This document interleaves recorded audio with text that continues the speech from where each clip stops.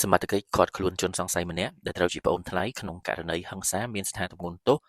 កាប់ដាច់ម្រាមដៃអស់ពីរនិងដៃខាងឆ្វេងដេរចំនួន30ធ្នេរប្រឈមទៅនឹងការពិការភាពដែលមានទីតាំងស្ថិតនៅក្នុងភូមិតាកុយសង្កាត់ក្តុលដូនទាវក្រុងបាត់ដំបងខេត្តបាត់ដំបងករណីហិង្សាមានស្ថានទម្ងន់ទោសផ្ដើមចេញគ្រាន់តែរឿងចាក់សោរបងផ្ទះបង្កជាទំនាស់ហើយឈានទៅដល់បងថ្លៃទាញកាំបិតកាប់ទៅលើប្អូនថ្លៃបណ្ដាលឲ្យរងរបួសយ៉ាងធ្ងន់ធ្ងរកាលពីយប់ថ្ងៃទី14ខែមិថុនាឆ្នាំ2026ស្ថិតនៅក្នុងភូមិតាកុយសង្កាត់ក្តុលដូនទាវក្រុងបាត់ដំបងខេត្តបាត់ដំបងតាមរយៈអធិការដ្ឋានក្រុងបាត់ដំបងបានឲ្យដឹងថា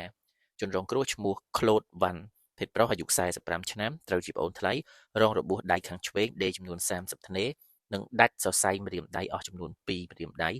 ហើយអាចពិការភាព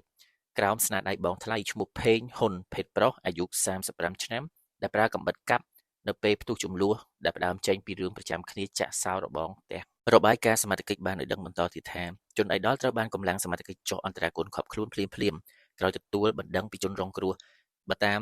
សាវតារឿងដែលឈានទៅដល់ការផ្ទុះអំពើហិង្សាយ៉ាងឃោរឃៅរវាងបងថ្លៃនិងប្អូនថ្លៃខាងលើនេះគឺភាគីទាំងពីរនាក់រស់នៅក្នុងផ្ទះផ្សេងៗគ្នាតែនៅក្នុងរង្វង់របងដីតែមួយហើយទ្វារចេញចូលគឺតែមួយដូច្នេះហើយទើបភាគីទាំងពីរនាក់កើតរោគប្រចាំគ្នារឿងចាក់សោទ្វាររបងផ្ទះហើយបង្កទៅជាទំនាស់ឈានទៅដល់ការប្រើប្រាស់ហិង្សានេះតែម្ដងទៅសមត្ថកិច្ចបានឲ្យដឹងទៀតថានៅយប់ថ្ងៃកើតហេតុនោះបងថ្លៃមកពីផឹកហើយពេលចូលដល់ផ្ទះក៏ប្រើកូនឲ្យមកចាក់សោទ្វាររបងពេលនោះក៏មានការប៉ះពាល់ពាក្យសម្ដីគ្នារវាងបងថ្លៃនិងប្អូនថ្លៃតឹងសរសៃកដាក់គ្នាកាន់តែខ្លាំងទៅស្រាប់តែបងថ្លៃដែលមានវ័យក្មេងជាងប្អូនថ្លៃនោះស្ទុះទៅទាញបានកាំបិតកែច្នៃចំនួន1ដើមកាប់ទៅលើប្អូនថ្លៃវ័យចាស់ជាងខ្លួនត្រូវចំដៃខាងឆ្វេងបណ្ដាឲ្យរយះដេរ30ធ្នេរនិងដាច់សរសៃឈាមដៃចំនួន2ទៀតដែលអាចពិការភាពដោយសារ